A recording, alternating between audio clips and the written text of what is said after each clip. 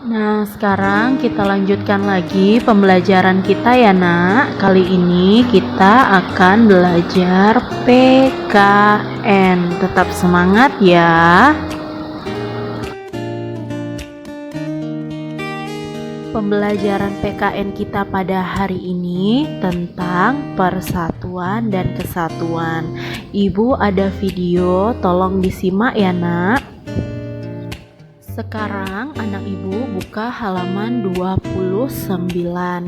Di halaman 29 itu ada sebuah bacaan. Ibu akan membacakannya untuk kalian. Jadi tolong didengar dan disimak ya. Siap menghadapi musim hujan. Musim hujan hampir tiba. Warga desa Kampung Babakan berdiskusi untuk melakukan kerja bakti. Mereka berencana membersihkan selokan. Mereka sepakat ketika selokan bersih, warga tidak akan kebanjiran. Pagi itu, semua warga terlihat sangat bersemangat membersihkan selokan. Pak Semi dan Pak Udin sibuk mengambil sampah yang ada di dalam selokan. Pak Made dan Pak Udin memastikan saluran selokan lancar. Pak Nur mengambil sampah dan meletakkannya di gerobak sampah. Setelah acara kerja bakti selesai, warga berkumpul untuk menikmati teh hangat dan juga pisang goreng. Makanan tersebut dimasak oleh warga ibu-ibu. Mereka senang karena selokan desa sudah bersih. Kini mereka siap menghadapi musim hujan. Nah, gimana menurut anak ibu? Ya, dari cerita warga desa Kampung Babakan ini kita dapat mengambil begitu banyak pelajaran berarti. Salah satunya adalah tentang menjaga kebersihan lingkungan dengan cara bersatu melakukan kerja bakti. Nah, menurut anak ibu, kerja bakti yang dilakukan warga Kampung Babakan ini mendatangkan manfaat enggak ya? Iya, banyak sekali manfaatnya ya nak ya. Selain kampung mereka menjadi bersih karena telah dibersihkan, kerjasama atau kerja bakti yang mereka lakukan dapat mempererat silaturahmi antar warga masyarakat yang mungkin biasanya sibuk dengan pekerjaan masing-masing. Dengan adanya kerja bakti, mereka dapat berkumpul bersama, bercerita, dan berbagi pengalaman. Sungguh suasana yang damai dan indah ya nak ya. Seandainya saja warga kampung tidak mau bekerja bakti, maka yang terjadi adalah kampung mereka kotor, terus kampung mereka akan banjir di kala musim hujan. Nah, anak ibu, sebaiknya kita mencontoh nih sikap dari warga kampung desa Babakan. Mereka bersatu meskipun dalam perbedaan. Untuk siapa? Untuk kepentingan bersama. Jadi persatuan itu harus kita terapkan bukan cuma di lingkungan masyarakat, tapi juga di rumah dan juga di sekolah dan dimanapun tempat kita berada. Nah, kalau sudah, buka lagi nak halaman 55. Di situ juga ada sebuah bacaan yang masih ada hubungannya dengan bacaan yang sebelumnya. Seperti yang telah kamu ketahui, sebelumnya kita hidup penuh dengan keberagaman. Di dalam keluarga, hampir setiap anggotanya berbeda. Di sekolah, kamu punya teman yang juga berbeda. Di masyarakat, apalagi kamu pasti punya tetangga yang berbeda-beda. Tahukah kamu, perbedaan yang ada di keluarga, sekolah, dan masyarakat akan menjadi indah apabila dilandasi oleh persatuan dan kesatuan, seperti yang sudah dicontohkan oleh warga Kampung Babakan. Nah, di situ ada gambar sapu lidi karena kamu pernah melihat sapu lidi bukan?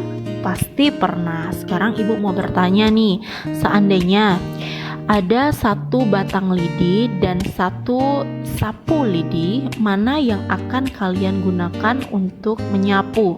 Ayo, mungkinkah kalian menggunakan satu batang lidi untuk menyapu? Tentu tidak ya nak ya. Pada umumnya Yang kita gunakan untuk menyapu adalah sapu lidi, karena dengan menggunakan satu batang lidi kita tidak mungkin bisa menyapu halaman atau sebuah ruangan ya. Lidi dapat digunakan untuk menyapu jika terdiri atas beberapa puluh atau ratusan lidi yang diikat cukup erat menjadi satu. Dengan menyatukan lidi-lidi dalam satu ikatan, maka akan tercipta kekuatan yang sangat besar.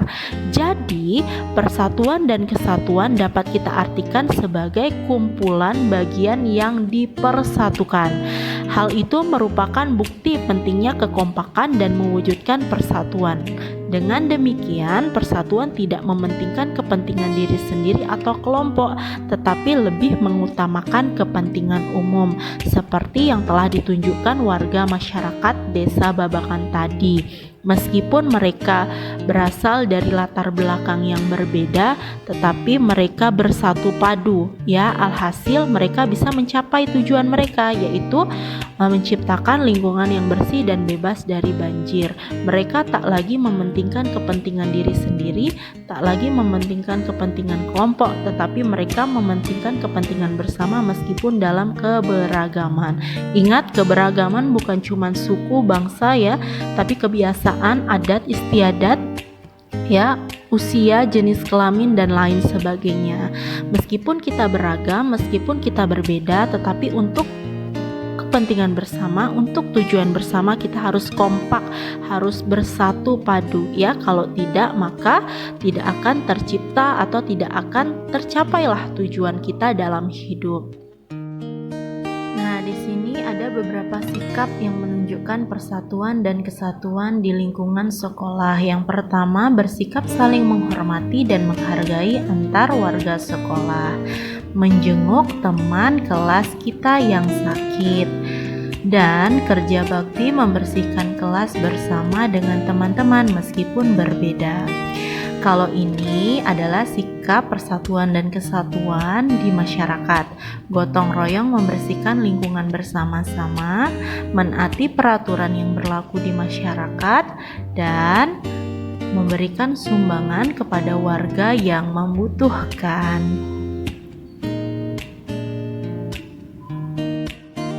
Sekarang sikap persatuan dan kesatuan di rumah. Contohnya bergotong royong membersihkan rumah dan juga mengedepankan musyawarah dalam mengambil keputusan atau dalam menyelesaikan masalah.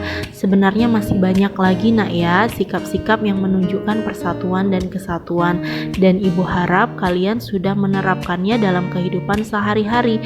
Jadi bukan sekedar dipelajari tetapi lebih pada pengaplikasiannya atau penerapannya di lingkungan rumah, sekolah maupun di lingkungan masyarakat. Oke?